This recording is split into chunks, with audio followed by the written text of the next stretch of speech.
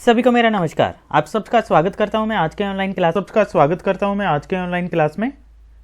जैसा कि आप जानते हैं कि हमने पार्ट 1 में व्यवसायी वित्त के स्रोतों के बारे में चर्चा की थी। हम व्यवसाय अध्ययन यानी बिजनेस स्टडीज पढ़ रहे हैं। 11th क्लास का ये चैप्टर है। इसका सेकंड पार्ट लेकर आज हम उपस्थित हुए हैं। पहले पार्ट में हमने व्यवसाय वित्त के बारे में समझा था, उसके महत्व और उसकी आवश्यकताएं क्यों हो जाती हैं उसके बारे में हमने चर्चा की थी। साथ ही साथ हमने शुरू कर लिया था व्यवसाय वित्त के स्रोत कौन कौन से होते हैं। उसमें से हमने 3 महत्वपूर्ण स्रोतों पर हमने चर्चा कर ली थी, जिसमें हमारे इक्विटी शेयर थे, हमारे प्रेफरेंस शेयर थे और हमारे डिबेंचर्स थे। तीनों ही बहुत ही महत्वपूर्ण जो है वो हमारे वित्त के स्रोत हैं, जिससे कंपनी जो है वो वित्त इकट्ठा करती है और अपने व्यवसाय को चलाती है। बिना इनके तो हमने व्यवसाय को संभव होते देखा ही नहीं था।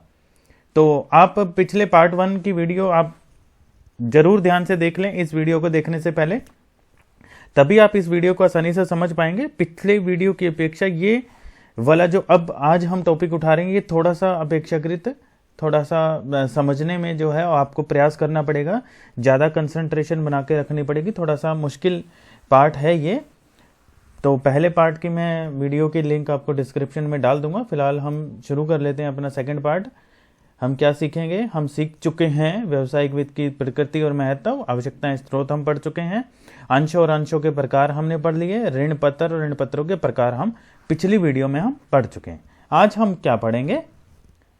जन निक्षेप हम पढ़ेंगे। पब्लिक के साथ में जुड़ी हुई जो चीज है डिटेल में पढ़ेंगे। अभी हम व्यापारिक बैंक और साख के बारे में आज हम पढ़ेंगे।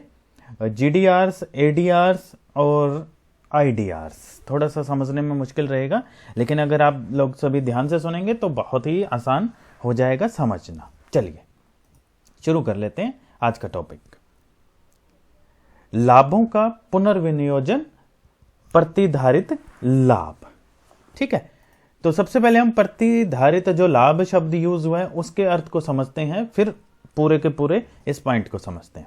प्रतिधारित लाभ क्या होता है? शुद्ध लाभ का वह हिस्सा जो अंशधारियों में लाभांश के रूप में नहीं बांटा जाता, बल्कि भविष्य में प्रयोग के लिए व्यवसाय में ही रख लिया जाता है, उसको हम प्रतिधारित लाभ कहते हैं। पिछले वीडियो में हमने ये समझ लिया था कि क्षमता अंशधारियों में जो शुद्ध लाभ होता है उसका कुछ हिस्सा बांट देते हैं। पूर्वाधिकार अंशों में जो हिस्सा पहले से ही डिसाइड किया होता है वो हम बांट देते हैं। ये हमने पिछली वीडियो में जान लिया था। पिछले टॉपिक सब टॉपिक में हमने ये जान लिया था। अब ये बचा हुआ जो शुद्ध लाभ रह गया हमारा, जो पूर्वाधिकार अंशों में बट गया और समता अंशधारियों में बट गया, उसके बाद टोटल लाभ में से जो लाभांश का हिस्सा जो हमने नहीं बांटा है उसको हमने भविष्य के लिए संभाल के रख लिया। हो सकता है व्यवसाय का अपग्रेडेशन करवाना हो, मतलब उसको और ज्यादा बड़ा करना हो, कोई भी ऐसी चीज हो सकती है, नई कोई चीज खरीदनी हो, उसके लिए हमने अपने व्यवसाय में रख लिया है। तो ऐसा लाभ प्रतिधारित लाभ कहलाता है। प्राय कंपनी क्या करती है? अपने संपूर्ण लाभ को लाभांश के रूप में वितरित न करके कुछ हिस्सा बचाकर रख लेती है, जिसको जनरल रिजर्व भी हम कहते हैं। निर्माण कर लेती है उसका, सामान्य कोष कहते हैं हम उसको। सामान्य कोष के रूप में बचाए गए लाभों का प्रयोग कंपनी अपने व्यवसाय के विकास और विस्तार के लिए करती है। बचाए गए लाभों को इस प्रकार प्रयोग करने को ही पुनर्नियोजित प्रतिधारित लाभ कहते हैं, जो हमारा आज का पॉइंट है। इसे हम स्वयं वित्त भी कह सकते हैं, सेल्फ फाइनेंसिंग भी कह सकते हैं। कंपनी को अपने विकास और विस्तार के लिए बड़ी मात्रा में वित्त की आवश्यकता होती है, जिसे बाहरी संसाधनों के द्वारा जो है वो प्रयोग करना कभी कभी बहुत महंगा पड़ता है। महंगा तो पड़ेगा ही। ऐसी स्थिति में लाभों का कुछ हिस्सा व्यवसाय में लगा देना उपयुक्त रहता है। यही कारण है कि कंपनी प्रतिवर्ष अपने लाभों का एक हिस्सा भविष्य की आवश्यकताओं को पूरा करने के लिए सामान्य कोष में यानी कि जनरल रिजर्व में हस्तांतरित कर देती है। ठीक है, अब इसका लाभ क्या रहेगा? जो लाभों का पुनर्विनियोजित प्रतिधारित जो लाभ हमने अभी पढ़ा, उसके लाभ और हानियों के ऊपर चर्चा कर लेते हैं। सबसे पहले लाभ जान लेते हैं, उसके बाद सीमाओं की भी हम चर्चा कर लेंगे। पहले लाभ वित्त का सबसे सस्ता साधन है, क्योंकि इसे एकत्रित करके कंपनी कुछ भी उसको खर्चा नहीं करना पड़ता, ना ब्याज देना पड़ता उस पर, इसलिए यह वित्त प्राप्त करने का सबसे सस्ता साधन होता है। सामान्य कोष में जमा किया गया रुपया समता अंशधारियों का होता है। क्यों होता है? क्योंकि वो तो कंपनी के मालिक होते हैं। वे इसके प्रतिफल के रूप में कुछ अधिक लाभांश की उम्मीद तो कर लेते हैं, परंतु इसका कंपनी पर कोई विशेष दबाव नहीं होता है। ठीक है, एक तो ये हो गया इसका लाभ। फिर दूसरा, व्यापारिक चक्रों से सुरक्षा। व्यवसाय में हम सभी जानते हैं अनेक उतार चढ़ाव आते रहते हैं, कभी बहुत ज़्यादा प्रॉफिट हो जाता है, कभी प्रॉफिट, कभी हानि भी हो सकती है, कम प्रॉफिट भी हो सकता है। तो ऐसी स्थिति में सामान्य कोषों में जमा रुपया इन उतार चढ़ावों के विपरीत परिणाम में कंपनी को बचाए रखने में सहायता करता है। फिर आ जाता है अगला पॉइंट, यदि कंपनी ने लाभों का पुनर्विनियोजित किया है, अर्थात कंपनी के पास संचय में रुपया है, जोड़ा हुआ रुपया है, तो वह स्थिर लाभांश नीति को अपना सकती है। कैसे? स्थिर लाभांश नीति का अभिप्राय क्या हुआ? सभी वर्षों में लगभग बराबर लाभांश घोषित करने से है। यदि किसी वर्ष लाभ कम होता है तो संचय का प्रयोग करके लाभांश के स्तर को बनाए रखा जा सकता है। मतलब क्या हुआ कि लाभांश का क्या होता है, हम सब ने जान लिया, अधिक लाभ होगा तो अधिक लाभांश मिल जाएगा, कम लाभ होगा तो कम लाभांश मिल जाएगा अंशधारियों को। लेकिन हमने अगर यह नीति अपना रखी है संचय करने वाली, जर्नल रिजर्व के अंदर रखने वाली, तो अगर किसी साल कम लाभ होता है तो भी हम लाभांश की दर को बनाए रख सकते हैं। हम उस संचय वाले जो हमने रिजर्व किया हुआ है, जो अपना धन, उसमें से कुछ हिस्सा निकाल कर हम अंशधारियों में बांट सकते हैं, तो लाभांश की दर बराबर बनाए रखी जा सकती है। तो ये भी एक इसका बेनिफिट है। फिर अगला आ गया, कंपनी के विस्तार में आसानी होती है। ये तो आसान सा पॉइंट है, कंपनी के विस्तार योजनाओं को आसानी से लागू किया जा सकता है, क्योंकि हमारे पास में हमारे धन की मात्रा हमें पता होती है कितनी है हमारे पास में। फिर आ जाता है अंशों के मूल्य में वृद्धि। जैसे जैसे सामान्य संचय में वृद्धि होने लगती है, इससे कंपनी की वित्तीय स्थिति सुदृढ़ होती है। परिणाम स्वरूप अंशों में बाजार मूल्य में वृद्धि होती है, क्योंकि लोग जब फाइनल ईयर की बैलेंस शीट को देखते हैं और कंपनी के संचय लाभ देखते हैं कि कंपनी का लाभ वाकई में ही लगातार बढ़ रहा है, तो उनका फेथ कंपनी के प्रति बढ़ जाता है और अंशों की कीमत बढ़ जाती है। वो अधिक से अधिक दाम में भी उस कंपनी के शेयर खरीदने के इच्छुक हो जाते हैं। फिर पूंजी निर्माण में वृद्धि।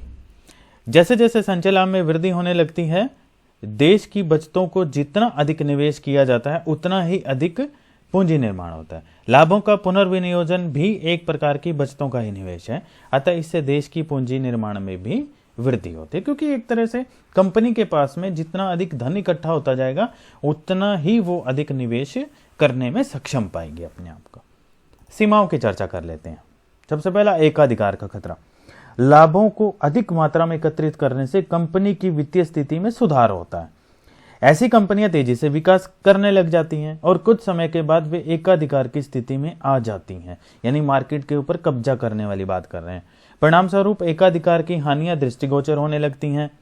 कंपनी द्वारा अपनी वस्तुओं का मनचाहा मूल्य वसूल करने का एकाधिकार सबसे बड़ी हानि के रूप में उभर सकता है, क्योंकि वो कंपनी क्या है, जब उसके पास संचय राशि जो बढ़ती चली जाएगी तो वो दूसरी कंपनियों को भी खरीदने की शक्ति रखने लग जाएगी और उसके जैसे कंपटीशन की कंपनियों को वो खरीदती चली जाएगी, तो वो एकाधिकार की स्थिति पैदा कर सकती है मार्केट में, जब वो अकेली रह जाएगी या बहुत बड़ी कंपनी बन जाएगी।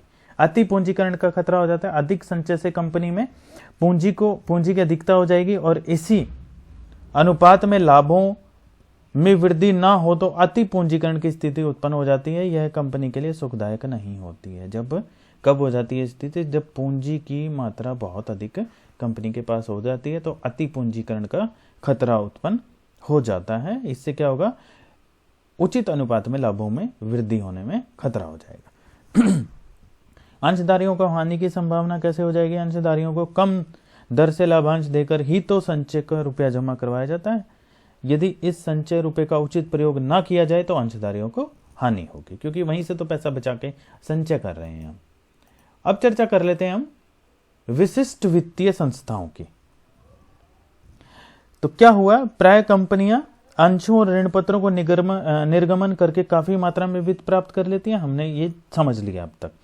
अतः परियोजनाओं की लागतों में वृद्धि होने के कारण कंपनियों को अन्य दीर्घकालीन व मध्यकालीन साधनों के रूप में ऋणों पर निर्भर रहना पड़ता है। मतलब कोई ना कोई बीच में जो प्रोजेक्ट शुरू करेंगे तो फिर हमें बाहर से ऋण उठाना पड़ेगा। स्वतंत्रता प्राप्ति के बाद उद्योगों को बड़ी मात्रा में दीर्घकालीन और मध्यकालीन पूंजी की आवश्यकता के उद्देश्य से कुछ संस्थाएं जो है वो स्थापित की गई। हमारे देश में सर्वप्रथम भारतीय औद्योगिक वित्त निगम की स्थापना 1948 में की गई। इस चैप्टर का जो ऑनलाइन टेस्ट आएगा ध्यान रखिएगा, भारतीय औद्योगिक वित्त निगम की स्थापना सर्वप्रथम भारत में की गई 1948 में। अन्य कौन कौन सी संस्थाएं हैं उन पर चर्चा कर लेते हैं।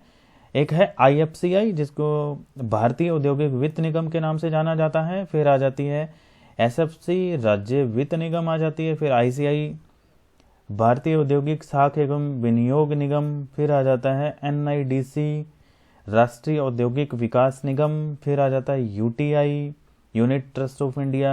और आ जाता है IDBI, भारतीय औद्योगिक विकास बैंक। ये सभी संस्थाएं व्यवसाय की स्थापना, विस्तार और आधुनिकीकरण के लिए दीर्घकालीन और मध्यकालीन ऋण की व्यवस्था करती हैं। तो ये नाम आप अच्छे से याद कर लीजिएगा। अगले पॉइंट पे चलते हैं। जन निक्षेप, पब्लिक डिपॉजिट्स। जन निक्षेप वह है जो व्यावसायिक संगठनों द्वारा जनता से सीधे ही प्राप्त कर ली जाती हैं, उनको हम पब्लिक डिपॉजिट्स कहते हैं। थोड़ा और समझते हैं। जन निक्षेप कंपनी की मध्यकालीन और अल्पकालीन वित्तीय आवश्यकताओं की पूर्ति करने का एक महत्वपूर्ण साधन है। पिछले पार्ट में हमने पढ़ लिया था दीर्घकालीन, मध्यकालीन और अल्पकालीन वित्तीय आवश्यकताएं, तो इस वाले पार्ट में मैं ज्यादा जिक्र नहीं करूंगा उनका। इसके अंतर्गत कंपनी जनता से एक निश्चित समय के लिए ब्याज पर इसके अंतर्गत कंपनी जनता से एक निश्चित समय के लिए ब्याज पर पूर्व निश्चित दर पर धन उधार लेती है।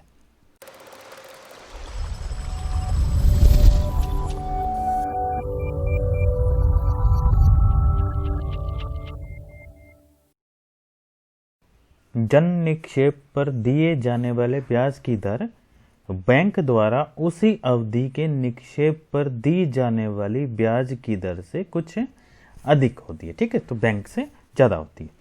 जन निक्षेप सूती वस्त्र मिलों के वित्त का महत्वपूर्ण साधन है। तो क्या मतलब होगा कि हम पब्लिक से जो है वो पैसा ब्याज के रूप में उधार में ले रहे हैं। अब इसके लाभ और हानियों की चर्चा कर लेते हैं हम। लाभ की चर्चा करें सबसे पहले तो यह सरल विधि है। कंपनी के लिए मध्यकालीन व अल्पकालीन वित्त प्राप्त करने का यह सबसे सरल तरीका है। इसमें कंपनी को कोई विशेष कार्रवाई पूरी नहीं करनी पड़ती। हम सब जान चुके हैं कि दीर्घकालीन ऋण तो हमें अंशधारियों से और ऋण पत्रधारियों से मिल जाता है। तो हम जिक्र कर रहे हैं मध्यकालीन और अल्पकालीन वित्त की। समता पर व्यापार का लाभ। इससे कंपनी को समता पर व्यापार का लाभ प्राप्त हो जाता है। यदि कंपनी को अधिक लाभ हो रहा हो तो जन निक्षेप पर सीमित ब्याज का भुगतान करके शेष जो लाभ बचेगा वो अंशधारियों में बांटा जा सकता है। ठीक है, तो अंशधारियों के तो लाभ हो ही गया। फिर अंशधारियों के नियंत्रण में कमी नहीं आती। इसमें जन निक्षेप में निवेश करने वाले लोगों का कंपनी के प्रबंधन में कोई हिस्सा नहीं होता। प्रबंधन में तो अंशधारियों का हिस्सा होता है। अतः कंपनी पर अंशधारियों का नियंत्रण पहले की तरह ही बना रहता है। वहीं अगर हम बंधक की आवश्यकता की चर्चा कर लें तो जन निक्षेप में कंपनी को अपनी किसी संपत्ति को बंधक के रूप में रखना नहीं पड़ता। तो ये लाभदायक है हो गई। हानियों की चर्चा कर लेते हैं। सबसे पहले आ गया अच्छे समय का साथी। कंपनी को जन निक्षेप केवल तभी प्राप्त होता है जब कंपनी की वित्तीय स्थिति बहुत ही अच्छी हो, तभी तो लोग पैसा देंगे। संकट काल में निवेशक अपने धन जन निक्षेप की अपेक्षा बैंक में जमा करवाना अधिक अच्छा समझते हैं, चाहे ब्याज ही क्यों ना कम मिले। तो कंपनी की स्थिति पर डिपेंड कर रहे हैं। स्थिति अच्छी होगी तो जन निक्षेप ज्यादा अच्छा मिल जाएगा, अगर स्थिति ठीक नहीं होगी तो जन निक्षेप कम मिलेगा। अगला पॉइंट आ जाता है फिर असुरक्षित प्रकृति होती है इसकी। जन निक्षेप असुरक्षित प्रकृति के होते हैं। जमाकर्ताओं को बंधक के रूप में कुछ भी प्राप्त नहीं होता।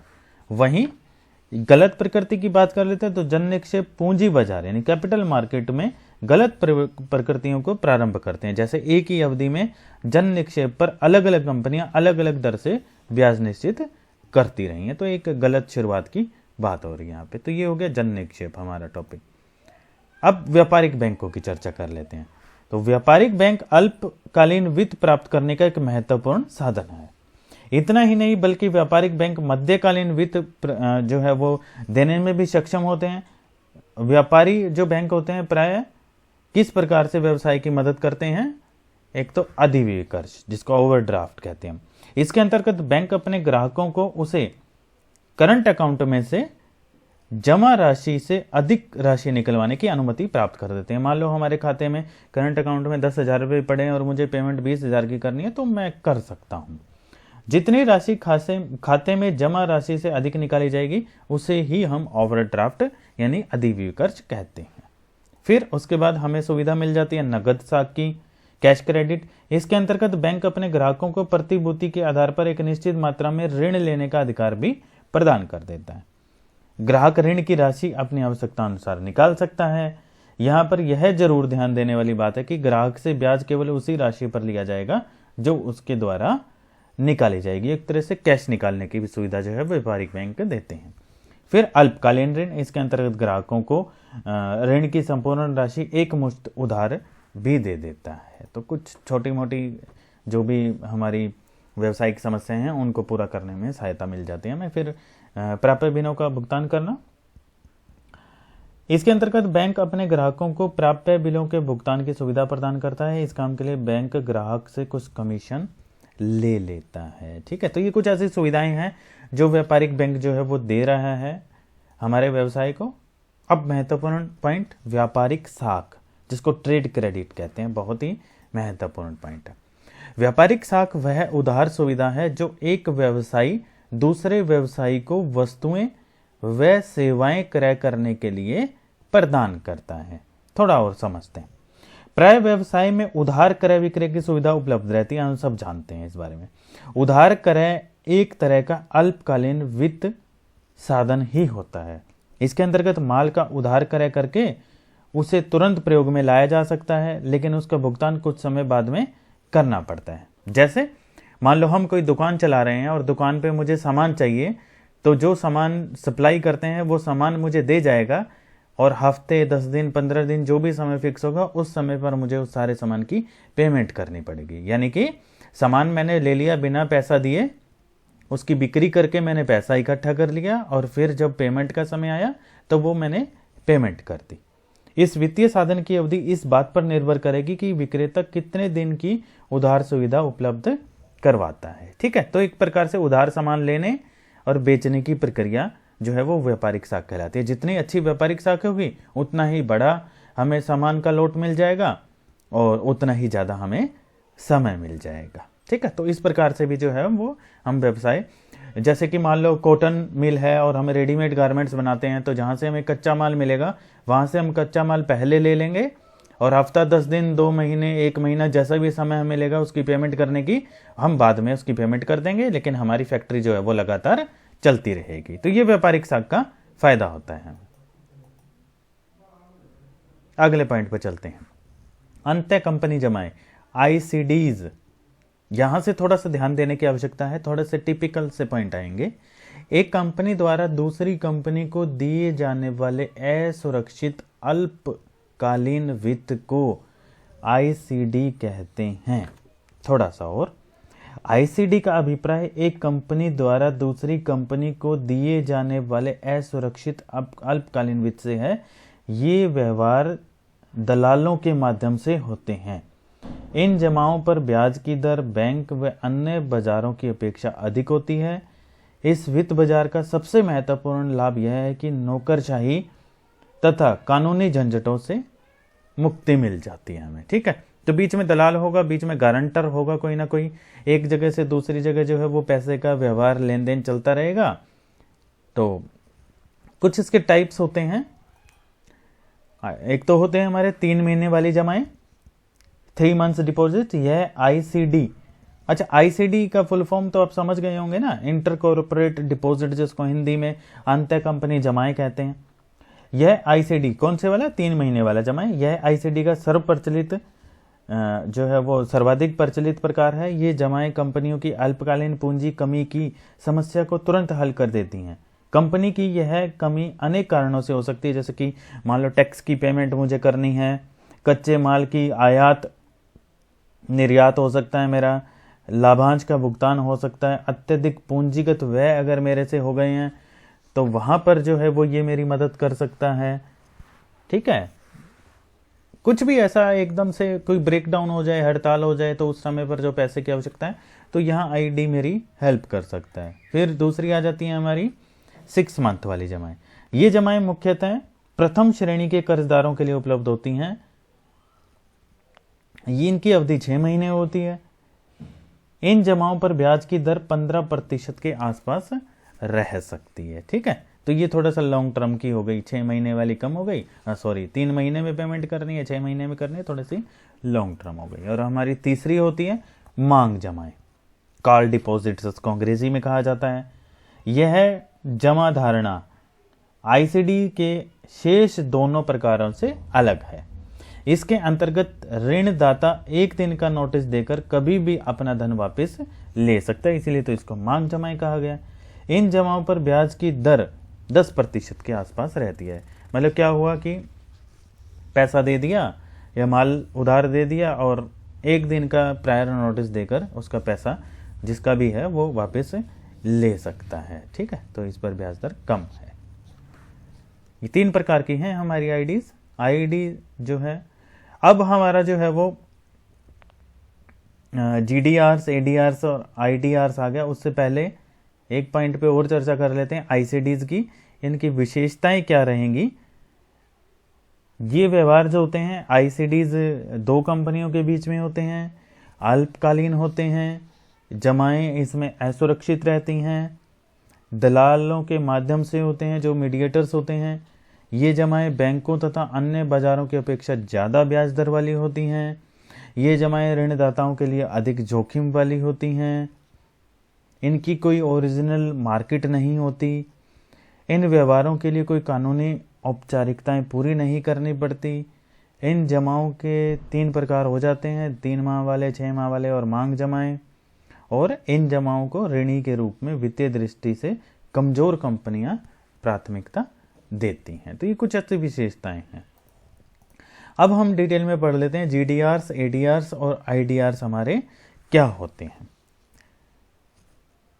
तो जब भारत में 1991-92 में आर्थिक सुधारों की शुरुआत की गई, इकोनॉमिक रिफॉर्म से शुरू किया गया, तो आर्थिक सुधारों से क्या मतलब हुआ कि अर्थव्यवस्था को थोड़ा सा खोल दिया जाए, अधिक कुशल बना दिया जाए, प्रतियोगी बना दिया जाए, विकसित बना दिया जाए, ओपन कर दिया जाए, उसके कंपटीशन बढ़ा दिया जाए। आर्थिक सुधारों के कार्यक्रम के अंतर्गत हमारे लिबरलाइजेशन, प्राइवेटाइजेशन और ग्लोबलाइजेशन शामिल हो गए। लिबरलाइजेशन जो उदारीकरण है उसका क्या हुआ कि लगाए गए नियंत्रणों से अर्थव्यवस्था को मुक्त कर दिया जाए, मतलब थोड़ा सा खुला वातावरण दे दिया जाए, उसको छूट दे दी जाए थोड़ी सी। इस प्रकार की चीजें जो हैं 1991-92 में की जाने लग गई। तो उसी से ही मतलब हमें जीडीआर, जिसको ग्लोबल डिपॉजिटरी रिसिप्ट कहते हैं, फिर एडीआर्स हमारे आ गए। इस तरह की चीजें जो है वो काफी सारी हमारी आने लग गई। तो डिटेल में थोड़ा सा हम पढ़ते हैं जीडीआर के बारे में। जीडीआर क्या है? ग्लोबल डिपॉजिटरी रिसिप्ट इसका नाम है। प्रक्रिया समझने से पहले जान लेते हैं जीडीआर एक ऐसा प्रलेख है जो एक देश की कंपनियां विदेशी पूंजी प्राप्त करने के लिए विदेशों में डॉलर में जारी करती है। इसकी ट्रेडिंग उन सभी विदेशी अंश बाजारों में होती है जहां इन्हें सूचीबद्ध किया जाता है। उदाहरण के लिए रिलायंस इंडस्ट्री का उदाहरण हम ले लें तो रिलायंस इंडस्ट्री द्वारा जारी किए गए जीडीआर न्यूयॉर्क स्टॉक एक्सचेंज में सूचीबद्ध हैं, इसीलिए उनका क्रय विक्रय इसी स्टॉक एक्सचेंज में हो सकता है। तो ये कुछ जीडीआर का है। अब इसकी प्रक्रिया को जान लेते हैं हम, डायग्राम की सहायता से समझते हैं। जीडीआर जारी करने वाली कंपनी सर्वप्रथम अपने अंशों को किसी घरेलू custodian bank, domestic custodian bank, जिसको डीसीबी कहेंगे हम, उसको दे देगी। डीसीबी अंशों को जीडीआर के रूप में जारी करने के लिए विदेश में स्थित किसी ओवरसीज डिपॉजिटरी बैंक, जिसको ओबीडी कहते हैं, उसको प्रार्थना करेगा। ओडीबी द्वारा रुपयों में प्रदर्शित अंशों को जीडीआर में परिवर्तित करेगा, जो कि यूएस डॉलर में होते हैं। और लास्ट में ओडीबी इन्हें इच्छुक निवेशकों को जारी कर देगा। तो ये कुछ ऐसे स्टेप हैं जिसमें कंपनी इशू करेगी, फिर डीसीबी अपना रोल प्लेगा, उसके बाद ओडीबी रोल प्लेगा और फिर फॉरेन इन्वेस्टर्स के लिए उसको इशू कर दिया जाएगा। थोड़ा सा और समझते हैं इसके लाभ और इसकी विशेषताओं को जानकर। तो लाभ क्या, हम जिक्र करने से पहले इसकी विशेषताएं थोड़ी सी जान ले, अर्थ थोड़ा सा और क्लियर हो जाएगा। जीडीआर्स को किसी भी अमेरिकन या यूरोपियन स्टॉक एक्सचेंज में सूचीबद्ध करवाया जा सकता है। ये बात जरूर याद रखनी है। एक जीडीआर एक से अधिक अंशों का प्रतिनिधित्व करता है, जैसे कि एक जीडीआर 2 अंशों के बराबर हो सकता है। जीडीआर का धारक इन्हें अंशों में परिवर्तित करवा सकता है।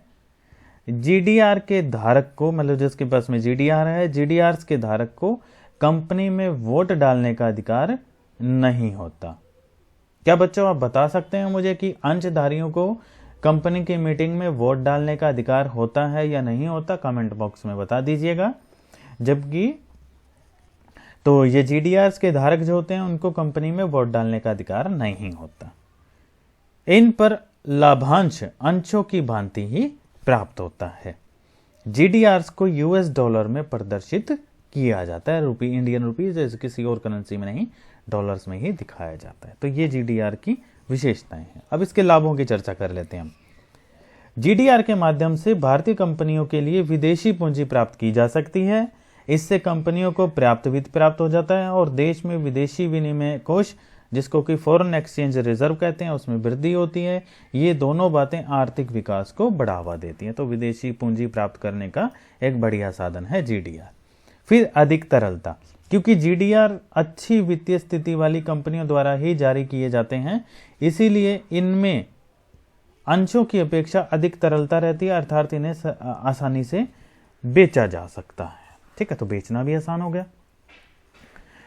कंपनी की साख में वृद्धि, जो कंपनियां जीडीआर जारी करती हैं बाजार में उनकी साख बहुत अच्छी होती है और साख का किसी भी कंपनी की साख का सीधा प्रभाव उसकी बिक्री पर पड़ता है। फिर कंपनी को जीडीआर जो जारी करने की जो लागत होती है अंश जारी करने की अपेक्षा कम पड़ती है।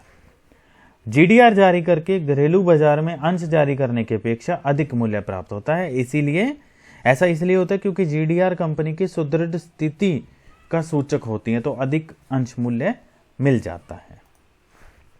और जीडीआर जारी करने से कंपनी के अंशधारी घरेलू सीमाओं को पार करके दूर दूर बिखर जाते हैं। इससे कंपनी की वित्त समस्या समाप्त हो जाती है और उसकी पहचान विश्व स्तर पर होने लग जाती है। तो अंशधारियों का फैलाव भी कंपनी को लाभ देता है। तो बहुत ही अच्छा और बहुत ही महत्वपूर्ण जीडीआर है। हमने इसकी विशेषताओं से जान लिया। अब एडीआर की बात कर लेते हैं। ADR American depository receipt.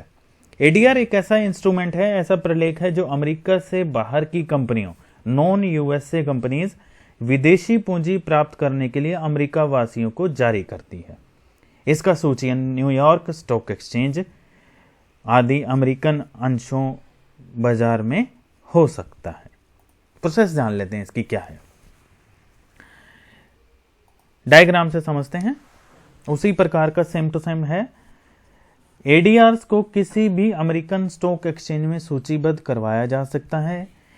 एक एडीआर एक से अधिक अंशों का प्रतिनिधित्व करता है, जैसे पिछले में था जीडीआर में एडीआर इक्वल्स टू 2 शेयर।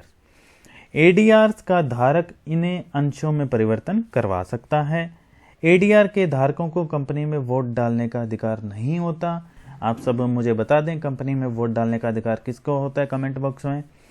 इन पर लाभांश अंशों की भांति ही प्राप्त होता है और एडीआर्स को यूएस डॉलर में प्रदर्शित किया जाता है। तो जीडीआर जैसा ही मिलता जुलता सा है। एडीआर्स की विशेषता और लाभ की चर्चा कर लेते हैं। सबसे पहले विशेषताएं जान लेते हैं, लाभ की चर्चा कर लेते हैं। विशेषताएं और लाभ लगभग एक जैसे ही होते हैं। विदेशी पूंजी प्राप्त करने में सहायक होता है। जीडीआर में भी विदेशी पूंजी हमें मिल रही थी। अधिक तरलता होती है इसमें, इसको खरीदना बेचना आसान होता है। कंपनी की साख में वृद्धि करता है। जारी करने में कम लागतें आती हैं, अपेक्षाकृत अंशों को जारी करने में अधिक अंश मूल्य हो जाता है इससे, क्योंकि कंपनी की साख में वृद्धि होती है और अंशधारियों का फैलाव विदेशों तक हो जाता है, वो भी कंपनी के लिए अच्छा माना जाता है। तो बिल्कुल मिलता जुलता है एडीआर से, कोई ज्यादा फर्क नहीं है उसमें। आईडीआर्स की बात कर लेते हैं। भारतीय डिपॉजिटरी रिसिप्ट महत्वपूर्ण है। आईडीआर्स, जीडीआर्स या फिर एडीआर्स के समान ही केवल इस बात को छोड़कर कि इन्हें जारी करने वाली कंपनी विदेशी होती है जो भारतीय बाजार से धन एकत्रित करती है। आईडीआर्स को रुपए में प्रदर्शित किया जाता है, जबकि जीडीआर और एडीआर को हमने डॉलर्स में प्रदर्शित किया था। इन्हें किसी भी भारतीय स्टॉक एक्सचेंज पर सूचीबद्ध किया जा सकता है। उसमें हमने अमेरिकन एक्सचेंज में सूचीबद्ध किया था, किसको, एडीआर और जीडीआर को। ध्यान में सिर्फ ये रखना है हमें कि किसी विदेशी कंपनी को अपने अंश किसी भारतीय स्टॉक एक्सचेंज पर सूचीबद्ध करवाने की आज्ञा नहीं है। केवल विदेशी कंपनियों द्वारा जारी किए जाने वाले आईडीआर्स ही सूचीबद्ध करवाए जा सकते हैं। अब सर्वप्रथम आईडीआर्स में परिवर्तित किए जाने वाले वास्तविक अंशों को जारी करने वाली कंपनी द्वारा इन्हें विदेशी custodian brand, overseas custodian bank, OCB, क्या है, यह कोई विदेशी बैंक होता है जो भारत में भी काम करता है, उसको ओसीबी कहेंगे, किस स्पुर्द किए जाता है। ओसीबी आईडीआर्स जारी करने के लिए किसी इंडियन डिपॉजिटरी आईडी, यह सेबी द्वारा पंजीकृत कोई भी कंपनी हो सकती है, जैसे कि नेशनल सिक्योरिटीज डिपॉजिटरी लिमिटेड, जिसको एनएसडीएल बोलते हैं, को अधिकृत करता है। आईडीआर्स पब्लिक ऑफर्स के माध्यम से डीमेट के रूप में जारी किए जाते हैं। इनमें व्यवहार भारतीय अंशों की भांति ही किया जाता है। स्टैंडर्ड चार्टर्ड बैंक जो है वो भारत में आईडीआर जारी करने वाला पहला विदेशी कंपनी है। तो ये भी याद रखना है आपको कि पहली विदेशी कंपनी जो आईडीआर जिसने इशू किया वो स्टैंडर्ड चार्टर्ड बैंक है। तो डीमेट क्या होता है, कोई एक बीच में शब्द आ गया, आर्टिफिशियल शेयर्स जो है वो डीमेट अकाउंट में जाते हैं। शेयर जो है वो पहले सर्टिफिकेट के रूप में इशू होते थे, कागज, जैसे कागज होता है हार्ड कॉपी के रूप में होते थे, अब नहीं होते। जैसे कि हमारी करेंसी जो है वो जब हमारे हाथ में होती है तो वो कागज की तरह हमें महसूस होती है या सिक्कों के रूप में हमें महसूस होती है, लेकिन बैंक खाते में जो राशि हमें दिखाई देती है वो आर्टिफिशियल रूप से हमें दिखाई देती है, अंकों में दिखाई देती है, जिसको हम टच नहीं कर सकते। उसी प्रकार से हमारे शेयर डीमेट अकाउंट में होते हैं, जिनको हम देख सकते हैं, महसूस कर सकते हैं, टच नहीं कर सकते। प्रक्रिया को समझ लेते हैं पहले। ये आपके सामने स्क्रीन पर प्रक्रिया है, किस प्रकार से रहती है। आईडीआर्स जारी करने वाली कंपनी सर्वप्रथम अपने अंशों को किसी विदेशी कस्टोडियन बैंक ओसीबी को सपुर्द कर देती है, दे देती है। इस बैंक को कस्टोडियन के रूप में काम करने के लिए फाइनेंस मिनिस्ट्री की आवश्यकता होती है। ओसीबी अंशों को आईडीआर्स के रूप में जारी करने के लिए किसी इंडियन डिपॉजिटरी, जिसको कि आईडी कहा जा रहा है, से प्रार्थना करता है, जो स्क्रीन पर आप देख पा रहे हैं। आईडी द्वारा विदेशी मुद्रा में प्रदर्शित अंशों को आईडीआर में परिवर्तित कर दिया जाता है, जो कि भारतीय रुपए में होते हैं। अतः आईडी इन्हें इच्छुक निवेशकों को जारी कर देता है। तो वहां पर फॉरेनर इन्वेस्टर्स थे जीडीआर में, एडीआर में, यहां पर इंडियन इन्वेस्टर्स आ गए, क्योंकि ये इंडियन डिपॉजिटरी रिसिप्ट्स हैं। अब इनकी विशेषताएं और लाभ के बारे में चर्चा कर लेते हैं, बल्कि पहले विशेषताएं बता देता हूं मैं आपको, थोड़ा सा अर्थ और भी ज़्यादा क्लियर हो जाता है जब हम विशेषताओं को पढ़ लेते हैं। आईडीआर्स किसी विदेशी कंपनी के द्वारा जारी किए जाते हैं। आईडीआर्स किसी भी भारतीय स्टॉक एक्सचेंज में सूचीबद्ध किए जा सकते हैं। एक आईडीआर एक से अधिक अंशों का प्रतिनिधित्व कर सकता है, जैसे कि एक आईडीआर बराबर में 10 अंश। आईडीआर्स पर लाभांश अंशों पर प्राप्त होने वाले लाभांश की भांति प्राप्त होता है। यह भारतीय डिपॉजिटरी यानी कि आईडी द्वारा धारकों में वितरित किए जाते हैं। आईडीआर्स के धारक को कंपनी में वोट डालने का अधिकार नहीं होता है। आप सबने मुझे बताना है वोट डालने का अधिकार किसको होता है। आईडीआर्स का धारक इन्हें अंशों में परिवर्तित करवा सकता है, लेकिन इन्हें जारी होने की तिथि के 1 वर्ष से पहले नहीं कर सकता। आईडीआर्स को इंडियन रुपीज में दर्शाया जाता है। ठीक है, ये कुछ विशेषताएं हो गई। लाभ का बारे में चर्चा कर लेते हैं। लाभ को हमने 2 हिस्सों में डिवाइड कर लिया है। भारतीयों को क्या लाभ है इससे, यह भारतीय निवेशकों को विदेशी कंपनियों में विनियोग करने का एक अतिरिक्त विनियोग अवसर उपलब्ध करवाता है। साथ ही साथ यह भारतीय बाजार को एक नया प्रोडक्ट भी उपलब्ध करवाता है। उसके साथ साथ यह उन भारतीय निवेशकों के जोखिम को कम करता है जो अपना धन स्वयं के प्रयासों से विदेशों में विनियोग करना चाहते हैं। तो जोखिम कम करने का फायदा मिल जाता है भारतीयों को। विदेशियों को क्या लाभ मिल रहा है इससे? यह विदेशी कंपनियों को भारत में सूचीबद्ध होने की सुविधा प्रदान करता है। अभी तक विदेशी कंपनियों के अंशों को भारत में सूचीबद्ध करवाने की सुविधा उपलब्ध नहीं है। इससे विदेशी कंपनियों की लोकप्रियता में वृद्धि होती है भारत में, और यह विदेशी कंपनियों की पूंजी की आवश्यकता को भी संतुष्ट करता है। तो बच्चों, हमारा पूरा का पूरा चैप्टर जो है वो यहां पर खत्म हो जाता है आके। इस पूरे चैप्टर में हमने ये समझा कि कंपनी अपनी वित्तीय आवश्यकताओं की पूर्ति कहां कहां से कर सकती है। हम सब ये जानते हैं बिना वित्त के तो कंपनी को खड़ा करना नामुमकिन है। कंपनी समतांशों से कर सकती है, पूर्वाधिकार अंशों से कर सकती है, ऋण पत्रों के द्वारा कर सकती है। जीडीआर हमने पढ़ लिया, एडीआर हमने पढ़ लिया, आईडीआर हमने पढ़ लिया। तो काफ़ी लंबा चैप्टर ये हमारा रहा, थोड़ा सा मुश्किल सेकंड पार्ट था, लेकिन फिर भी हमने अच्छे से इसको समझ लिया। उम्मीद करता हूँ आप सबको समझ में आया होगा। आप सबका हार्दिक धन्यवाद।